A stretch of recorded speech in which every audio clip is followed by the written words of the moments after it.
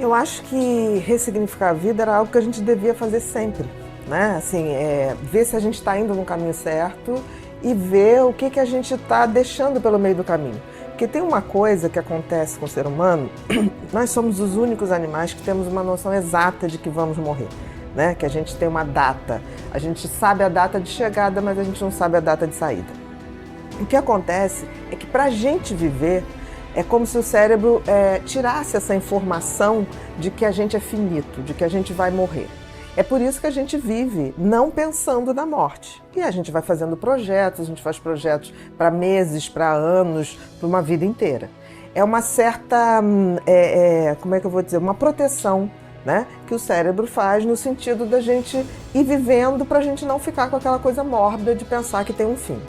Por um lado, isso deixa a gente viver a vida muito mais solto, mais leve, poder de fato fazer planos sem estar pensando nessa sombra, digamos assim.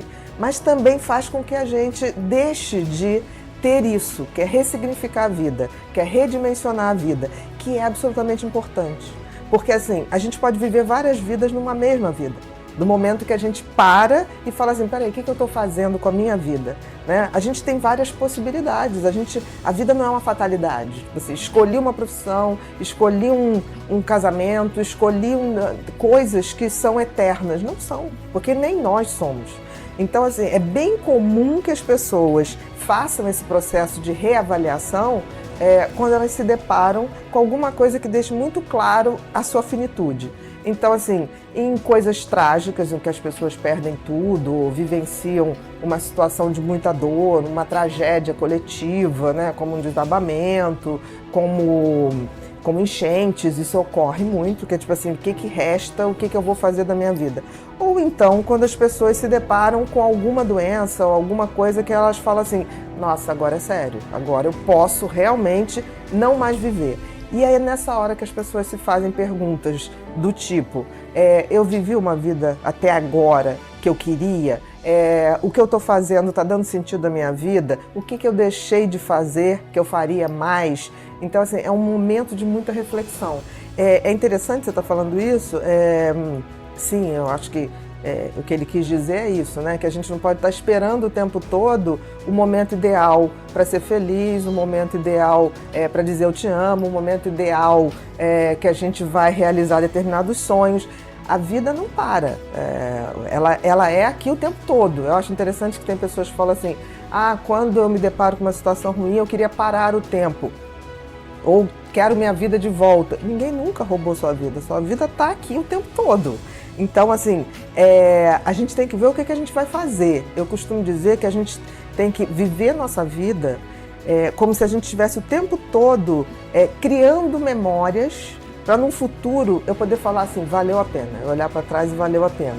E criar memórias passa por você levar um dia a dia com carinho, com amor, com bom humor, dar esse tom de olhar para uma cena, por exemplo, que a gente está fazendo agora aqui, e falar assim, eu vou lembrar disso daqui a 10 anos, daqui a um ano, daqui a uma semana, e vou dizer, valeu a pena estar no feriado, trabalhando e fazendo o que a gente gosta. Então, talvez a grande mensagem de redirecionar a vida, ou redimensionar, ressignificar, seja isso, a gente poder tá criando memórias boas. Ou para quando a gente ficar bem velhinho, ou para quando a gente se for. Porque quando a gente se for, que a gente deixe boas memórias. Eu costumo dizer o seguinte, há pouco tempo me aconteceu uma coisa muito curiosa, quer dizer, está acontecendo.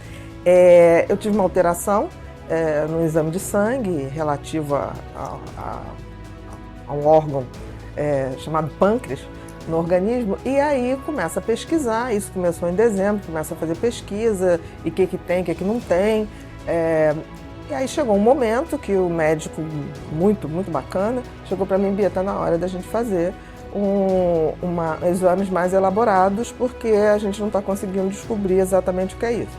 E pediu um PET scan. Um PET scan é um exame que você mapeia o corpo inteiro para você ver se detecta células cancerígenas. Falei, ok, pô, vamos lá, vamos pedir. E aí marquei o exame, fui no exame e cheguei lá, tinha uma sala de espera com mulheres, a gente com aquele roupão, no dia que eu fui só tinha mulheres. E aí uma olhou para mim e falou assim, o seu câncer é o quê? Eu falei, olha, eu não sei ainda, né? Nós estamos aqui pesquisando. E aí ela falou assim, você tem uma carinha de câncer de mama. Eu falei, olha, eu tenho prótese de mama, mas eu tô achando que não é isso não. Eu vim aqui porque é alguma coisa no pâncreas. Aí ela, não, mas olha só, já fica com o nosso telefone, que nós temos um grupo de acolhimento, parará, parará. É claro que tomado o primeiro susto, eu falei assim, por que não ir nesse grupo, né? Seja o que for, por que não participar disso? Eu achei aquilo bacana e fui no grupo e aí cheguei lá, fiquei muito fascinada porque assim, ali estava se discutindo, por exemplo, se a gente morresse semana que vem, o que teria de importante na vida de vocês hoje? Os problemas que você tem hoje seriam realmente problemas? Então, assim, foi uma grande aula do que é ressignificar a vida. E foi tão interessante que o grupo, tem um grupo mais, que está há mais tempo, falou uma coisa assim, olha, as pessoas, quando estão muito próximo da morte, elas mostram alguns arrependimentos. E isso era um estudo que elas já tinham. Primeiro, gostariam de ter tomado atitudes considerando mais as suas necessidades que os outros. Então elas falavam muito assim, queria ter feito coisas que agradassem mais a mim, menos ao meu marido, menos aos meus filhos, porque hoje os filhos estão criados, o marido está numa carreira brilhante e eu estou aqui sem ter algo que eu diga assim, isso é um propósito de vida meu, independente do coletivo. Então, tomar mais atitudes que sejam condizentes com a sua essência. A segunda coisa que elas falaram, que eu achei muito interessante, é que elas queriam ter tido mais tempo para estar com os amigos, que é essa família que a gente escolhe, né? Que é a família do amor. Os amigos são a grande família do amor que a gente tem. E queriam ter tido mais tempo para isso. E outra coisa que elas falaram, queriam ter dito para as pessoas, mais eu te amo, né? Quando ficava naquela coisa, não vou dizer eu te amo, porque senão a pessoa vai ficar convencida, não vou dizer isso, não vou dizer aquilo. Então, essa coisa mais explícita, essa coisa mais sincera, né? E queriam ter perdido menos tempo comprando coisas e vivenciando coisas. Então, por exemplo, de estar numa praia, no pôr do sol, para ver aquele pôr do sol. Porque o pôr do sol tem todo dia, mas a gente nem se toca. Todo dia o sol se põe, todo dia ele nasce.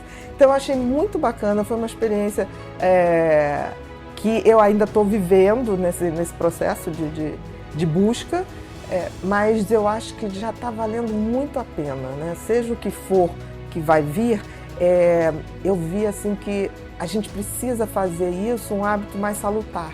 Não esperar uma situação de adoecimento ou trágico para que a gente possa rever nossos pontos de vista. Porque a gente pode fazer isso todo dia. A gente pode, inclusive, fazer isso um ato de meditação. Quando eu levanto e falo, como é que está a minha vida, né? Como é que eu vou fazer minha vida hoje? Como é que eu vou ser feliz hoje? Independente de qualquer circunstância. Porque, assim, a gente sempre pode dar um jeito de ser feliz.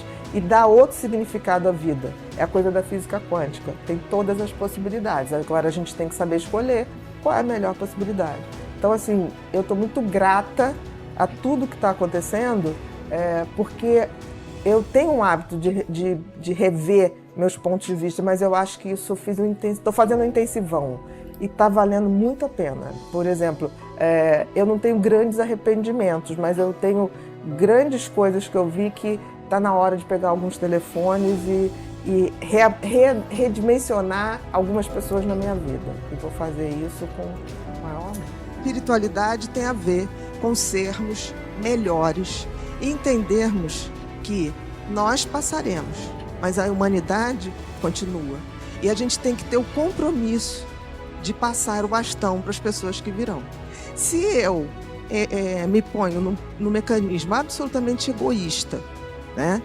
Uso todo o meu circuito de sobrevivência para competir, para querer o mal do outro, para não ter a gentileza, eu seguro o conhecimento, eu estou adoecendo sem perceber.